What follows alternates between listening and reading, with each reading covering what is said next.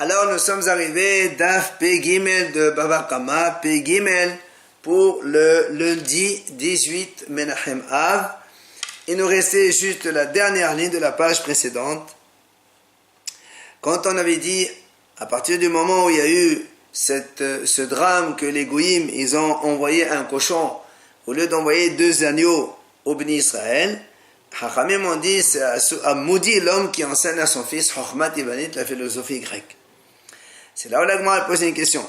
Le Chokhmat Ivanit Me'asira. Comment tu dis que c'est assourd d'étudier la Chokhmat Ivanit? Pourtant la Braïta dit, Amar Rabbi il a dit, Be'ez Israël, la son sourcil l'âme. Pourquoi on parle sur le langage de sourcil, qui est araméen? Oh la son akod, sur la son Ivanit, ou l'hébreu, ou le grec. Amar Rabbi aussi, là aussi, à Bavel, la son aramé lama. Pourquoi on parle aramé à Babel? Ou la son akod, sur la son parsi, puisqu'à Babel c'est le perse. Donc tu vois bien que quoi? L'un ou l'autre, ils disent qu'on peut étudier la langue grecque. Amri l'Agma dit, c'est vrai. La Shon Ivani l'Ehoud, Chokhmat Ivanit l'Ehoud. La langue grecque, on peut, celle qui est parlée, ça c'est moutar. Mais la Chokhmat Ivanit, la philosophie grecque, qui est donc enseignée et étudiée par les sages des Grecs, ça c'est assourd. L'Agma continue, Chokhmat Ivanit Me'asira. Comment tu dis que c'est assourd d'étudier la philosophie grecque? Il a dit Rabida au nom de Shmuel, Meshum Rabban Shimon Gamliel. Il a dit comme ça. Donc c'est mes yeux qui pleurent de tous les enfants de ma ville. C'est quoi? Rashbag il raconte.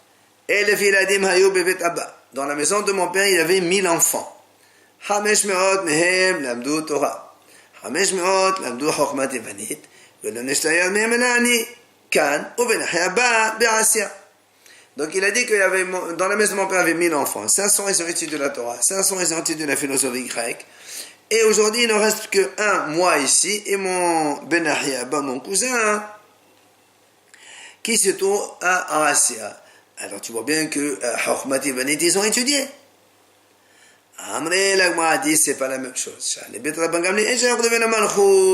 Comme Rabban Gamliel, c'était le prince, et donc eux, ils étaient proches du royaume, alors ils devaient connaître aussi Chokhmat Ivanit, la philosophie grecque. Urdetania. Comme d'ailleurs la Braïta, elle amène sur un autre sujet. Celui qui se coupe les cheveux, Komi. Rachid a donné 2 explications. Soit il se coupe devant, ou bien il enlève les péotes. Eh bien, ou plutôt au-dessus des oreilles, sans enlever les péotes, il se coupe au-dessus des oreilles. Eh bien, ça fait partie des habitudes des Hémoréens et c'est assourd. Et le m'a dit, Avtul Mosba de Rouven, et Tedolou il s'appelle Komi. Lui, on lui a autorisé à ce Avtul Mos. Pourquoi? Mais Pénéchéo, Kalou, la Malchut. Kalou, la Malchut, il était proche du royaume. Et donc, comme il devait étudier avec eux, et parler, discuter avec eux, alors on lui a permis de faire ça. Et donc, la même chose, chez le Beit Rabban Gamliel, Hetedolim s'appelle Chokhmat Ivanit, et Pénéchéem la Malchut. Là aussi, la maison de Rabban Gamliel leur a permis d'étudier la philosophie grecque, parce que ils sont proches du royaume. Après, on a dit le Hérad de la dame takel velamkin kashur beshal shelaot. On a vu dans la Mishnah, un homme n'a pas le droit d'élever un chien sauf s'il est attaché avec des chaînes.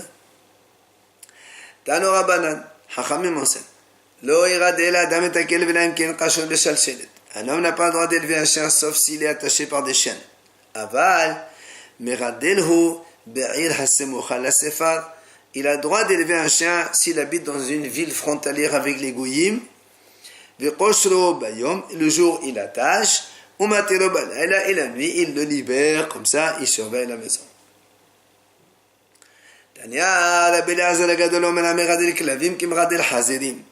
Rabbi Elazar Gadol lui dit, celui qui élève des chiens, c'est comme si il élevait des cochons.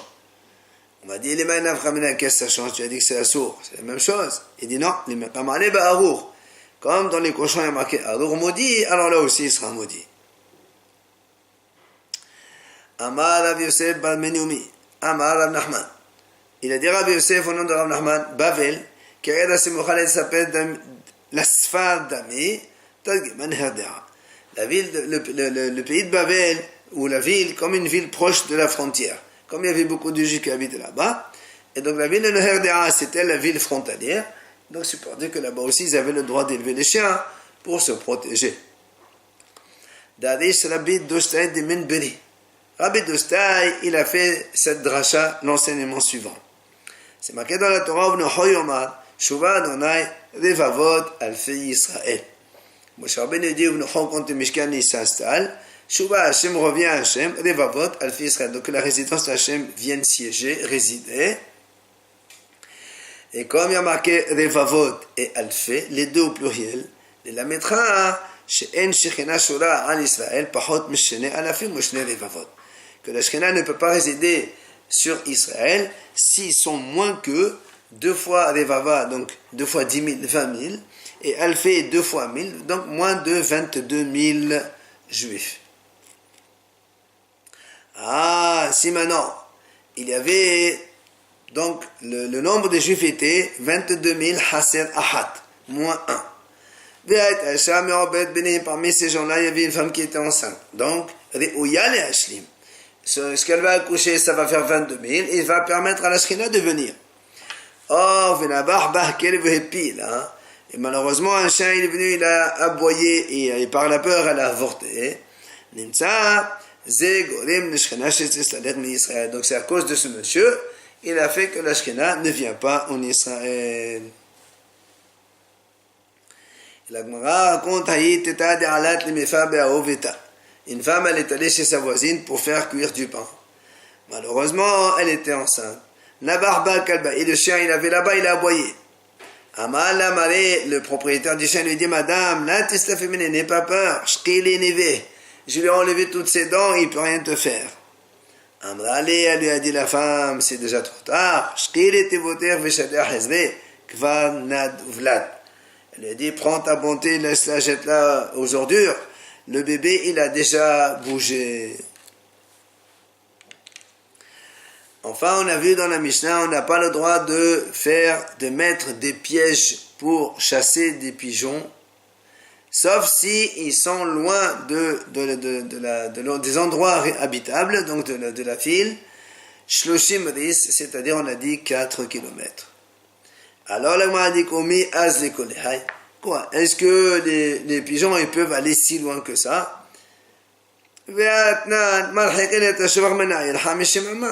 Pourtant, nous on a enseigné dans la Mishnah que quand on veut installer des nids d'oiseaux ou nids de pigeons, eh bien, on les met à 50 amas de la ville, seulement 25 mètres. Amal Abaye dit c'est vrai, Mishad Shait Tova. Il dit non, c'est vrai que les pigeons ils peuvent s'envoler très très loin, mais quand ils mangent, dans les 50 amas, ils ont déjà trouvé ce qui est nécessaire pour manger, donc il n'y a pas de problème de ce côté-là. Alors là, on m'a dit au Meshad, et quoi? Tu as dit que les pigeons ils peuvent s'envoler que 30 ris, c'est-à-dire 4 km et pas plus. Pourtant, c'est marqué dans la Braïta que quand on est dans un endroit résidentiel, même à 100 km, tu n'as pas le droit de mettre des pièges pour chasser des pigeons. Ça, c'est on part dans un endroit où il y a plein de vignobles un à côté de l'autre. Et c'est pour ça que les pigeons ils peuvent aller très très loin, parce qu'ils vont d'un vignoble à un autre, ils se posent, ils vont. Là-bas, c'est quand il y a donc plusieurs pigeonniers, loin, à distance l'un de l'autre, et donc là, ça peut prolonger l'envolée des pigeons beaucoup plus loin. Alors il dit, dans ces cas-là, dans ces cas-là, s'il y a des pigeonniers, alors tu vas dire, les pigeonniers eux-mêmes, ils vont aller de l'autre côté si tu les mets loin. Elle m'a dit, je peux te dire que ces pigeonniers appartiennent à des goïms, donc il n'y a pas de problème s'ils vont donc être chassés par le juif. Ou encore c'est des pigeons de Hefker. Enfin, comme ça, donc tous les pigeonniers lui appartiennent, tous ceux qui sont dans cette route-là, ils appartiennent à la même personne, donc il n'y a pas de problème. Hadan alach meruba, c'est comme ça qu'on a fini le père meruba et on commence le nouveau père avec Hachovel. Alors, nouvelle Mishnah, nouveau père, Hachovel Bahavero, celui qui blesse son prochain. La Mishnah a dit Hayab ala mishum hamisha devarim. Un monsieur qui blesse un autre homme, il doit payer 5 types de dommages. C'est quoi les 5? Nézer, dommage. Ça, la souffrance. Répouille, les soins médicaux. Shevet, le chômage. Uvoshet et la honte. Et la Mishnah va nous les développer. Benézer, qu'est-ce que c'est quoi les dommages? Qu'est-ce que c'est? S'il lui a aveuglé son œil. Ou bien il lui a coupé la main. Sheberet raglo, ou bien il lui a donc fracturé le pied.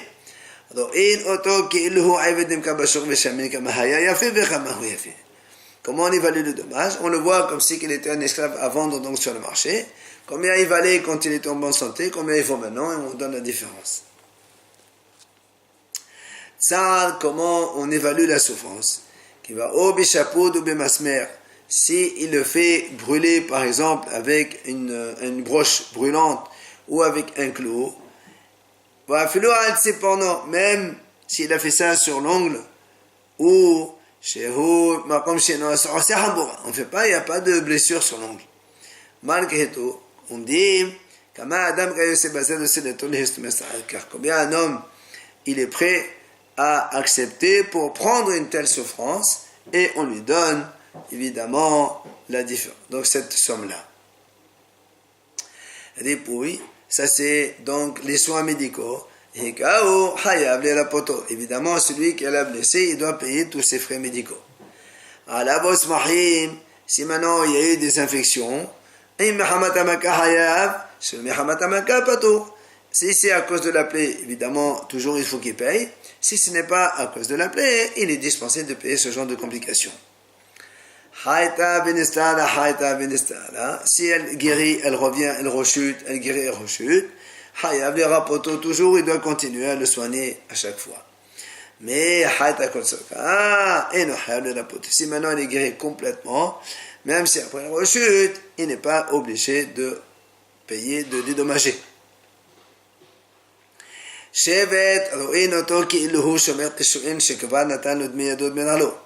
Donc les mêmes dommages, si par exemple il a cassé le pied ou il a coupé la main, il va payer quand même la chômage, parce que s'il était seulement gardien d'un champ de concombre, par exemple, il n'a pas besoin de ses mains, ou autre chose dont il n'a pas besoin des pieds, et c'est ce qui lui paye comme chômage.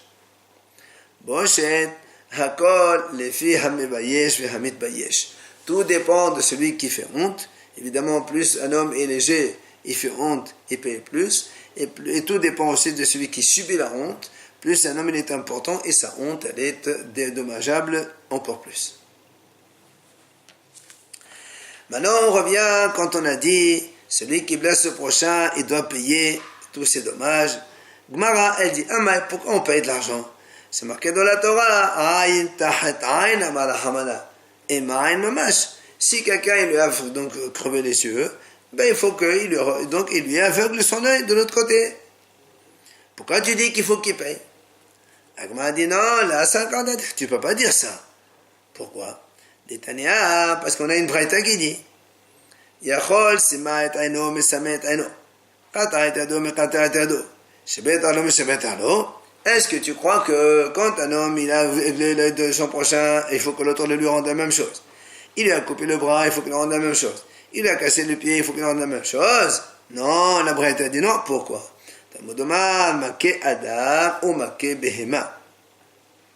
Quand dans la Torah on a vu celui qui frappe un animal et après la Torah dit celui qui frappe un homme, eh bien on fait Xera Shava de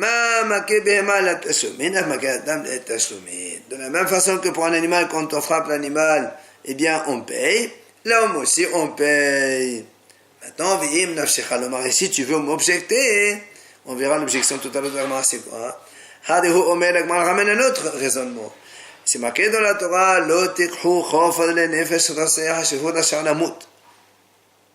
la Torah dit, tu n'as pas le droit de dédommager financièrement quelqu'un qui a tué un autre et que lui mérite la mort. Donc, on déduit les nefesh roseah hayata lo te'akov. Donc, celui qui tue un autre, tu n'as pas le droit de l'indemniser par de l'argent. Avad, donc de là on déduit. Ata lo te'akov le shevadim shen hozrin. Donc, mais celui qui ne tue pas, mais il blesse un organe ou un membre, qui, donc, c'est une blessure définitive qui ne peut pas, donc, refaire venir le membre ou l'organe, alors là, il va payer. Donc, tu vois bien qu'on dédommage des blessures causées au prochain. Alors, tu m'as dit, donc, on apprend que c'est Rachava Maké, Behema Maké Adam, et Maké. Lequel Maké dont tu parles? Et les Maké, Behema, Eshalemena Maké Adam, Yumat, si c'est ce passage dans lequel il est marqué, celui qui frappe un animal, il le paye, celui qui frappe un homme, il sera tué. Alors moi je peux te dire ça, on parle ici que quand il a frappé l'animal, il a tué. Comme l'homme aussi. On ne parle pas de blessé. Et là, le dit, c'est pour ça que m'a dit non, c'est pas de ce passage-là, d'un autre. C'est marqué, nefesh behema, yishallemena, nefesh tahat nefesh. Besamir le, veish, ki ten mumba, metokash asa, kin yi aselo. Il dit, c'est marqué, donc quand on frappe un animal, il faut donc payer le prix. Et juste à côté, il y a marqué, et si un homme il fait un défaut chez son prochain, comme il a fait, on lui fera. Et comme là-bas c'est de l'argent, ici aussi c'est de l'argent. Alors là, m'a dit, mais comment tu veux que c'est Rachava, on n'a pas les mêmes mots? Aïe, la makehu. Il n'y a pas marqué maké, ici marqué iten mumbaramito. Comment tu veux que c'est Rachava? Alors, on m'a dit, alors, ça fait rien. Hakaha, hakaha, kamrinan. On ne parle pas du terme employé, mais on parle de la chose conséquente. Là-bas, il a frappé l'animal, ici, il a été frappé l'homme. Chez l'animal, il faut payer. L'homme aussi, il faut payer. Ma hakaha, amrababehma, les tashlumin. Avakaha, amrababadam, la tashlumin. D'accord? Donc, là, on a appris que celui qui blesse l'homme, il faut qu'il paye, mais c'est marqué Ain Tahat Ain. Alors là, il m'a dit bien actif, pourtant c'est marqué dans le passage Ish ki ake konefsh Adam, mot yumat. Voilà, la Torah dit si un homme il frappe un autre, mot yumat. Et là, on ne parle pas de tuer quelqu'un, mais on parle seulement de lui faire un dommage. Et c'est marqué motumat, c'est-à-dire il doit lui rendre son dommage. Et on ne parle pas de payer ici. Alors, on m'a dit non, bémamon, on parle ici de argent. Le motumat, ça veut dire argent. Alors il dit, mais bémamon, ema bimeta mamash. Pourquoi tu dis que c'est de l'argent? Il y a marqué motumat. Peut-être qu'il faut lui rendre exactement ce qu'il a fait à l'autre. Il dit non, là, ça va dire. Tu ne peux pas dire ça. Pourquoi on ne peut pas dire ça? Hada, de haït rashmaki bema shalemena. On vient de dire maintenant qu'on a déjà fait Hekesh avec Makibema Shalimena Makada. Pardon, oui, ce qui était mon mahamito. Deuxième raison, Kti Batreb Kashelitem Mumba Adam Ken Yinnatembo, Ushma Mena Mamon. Et justement, dans ce passage-là, juste après, il y a marqué Kashelitem Mumba Adam. Le passage qui dit Ish qui a qui connaît Adam.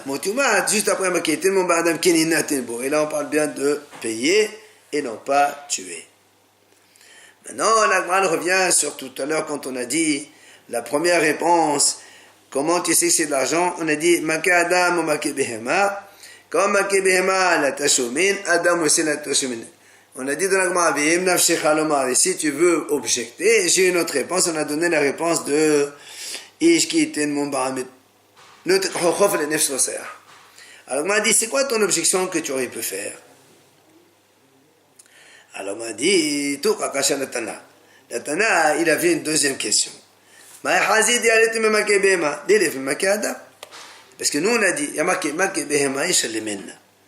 Ou marqué Adam Yumat. On a dit donc, Adam on apprend de la Behema, il faut payer. Alors il dit, pourquoi tu apprends de Behema? Apprends d'Adam, il y a Adam Yumat. Alors dans ces cas-là, Hovel aussi, celui qui le blesse, il faut qu'il paye, pas en argent, mais il lui rend ce qu'il lui a fait. Amré, l'Agma dit non, Dani Nizakin, Minizakin, Dani Nizakin, Minizakin. Il dit non, là on parle de dommages ici. Alors on compare avec les dommages. Or, c'est l'animal, on parle de dommages. Mais on ne peut pas comparer avec la mort. La Gemara dit pas du tout, au contraire, Adraba, Danin Adam et Adam et Danin Adam et Behema. Au contraire, ici on parle de quelqu'un qui blesse un homme. Là-bas on parle de quelqu'un qui a tué un homme. Il vaut mieux comparer l'homme plutôt que l'homme avec l'animal, c'est plus logique. C'est ça l'objection qu'on aurait pu faire avec donc, ta première réponse que tu as donnée.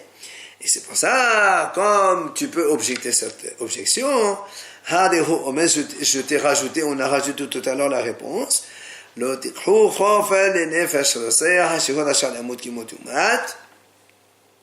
Vous ne prenez pas de l'argent à celui qui a tué parce qu'il faut qu'il soit tué. Seulement celui qui a tué et tu ne prends pas de l'argent.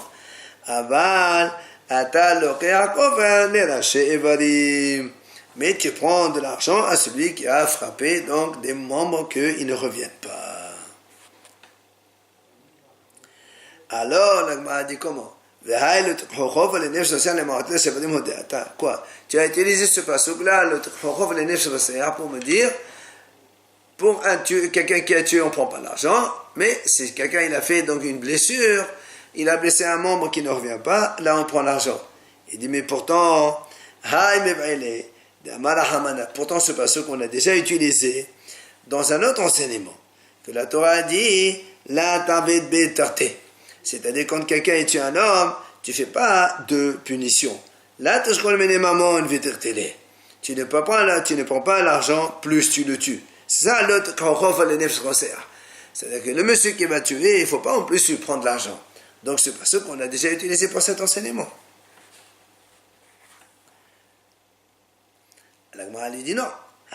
Cet enseignement qu'il ne faut pas faire une double sanction. Il est marqué dans la Torah que dès les châteaux, Hachamim dit c'est les châteaux, on ne donne qu'une seule sanction, mais pas deux sanctions. Alors la Gemara dit très bien.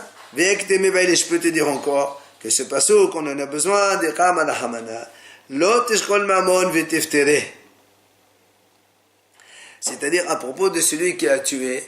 La Torah dit, tu n'as pas le droit, lui il mérite la mort, tu le dédommages avec de l'argent et tu le laisses. C'est assourd. Donc, tu ne peux pas utiliser pour ton enseignement ici pour me dire, on déduit de là que pour des membres, on prend de l'argent. Elle m'a dit non. Imken, si c'est bien mieux que ça, l'Ichtov la Hamana, notre Harov la Ashadhur la Shalamut, les Nefesh la Seyah la Mali. Elle dit, si c'est vraiment que cet enseignement, pourquoi le pasuk il emploie le mot nefesh conseil?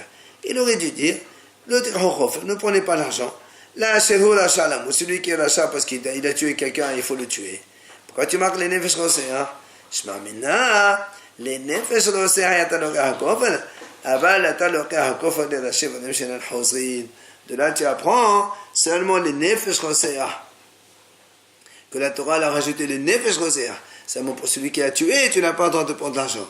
Mais celui qui n'a pas un nefesh conseil, alors tu prends de l'argent. Et c'est l'enseignement qu'on a dit nous. Alors là, on m'a dit très bien. Maintenant,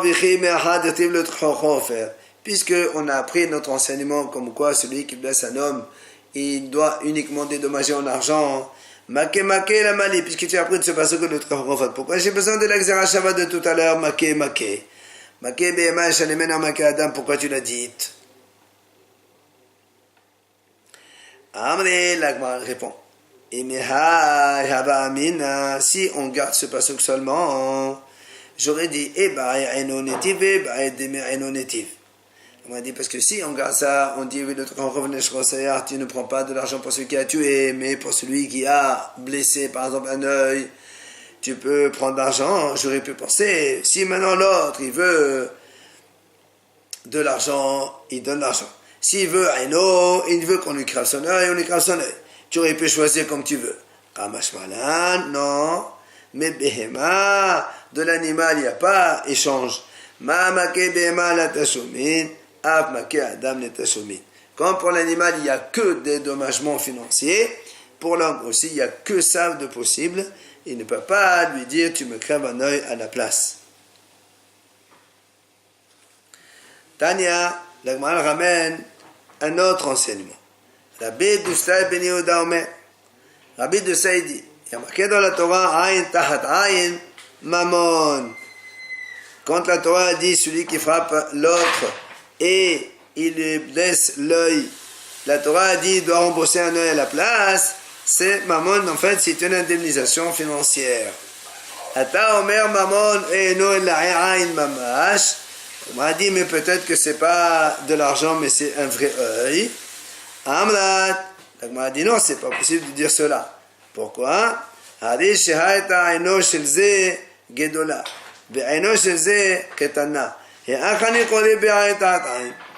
on m'a dit, tu peux pas dire un œil pour un autre œil. Imagine celui qui a tué, il a un grand œil. Et celui qui a tué, il a un petit œil. Ça peut pas être un tahat, c'est pas la même chose. Et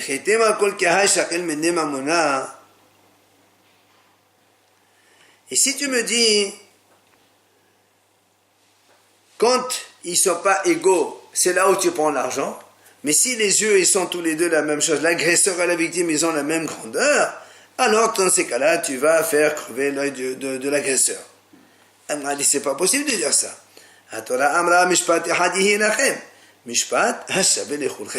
Donc c'est la même chose pour tout le monde, on ne peut pas faire une fois comme ça, une fois comme ça.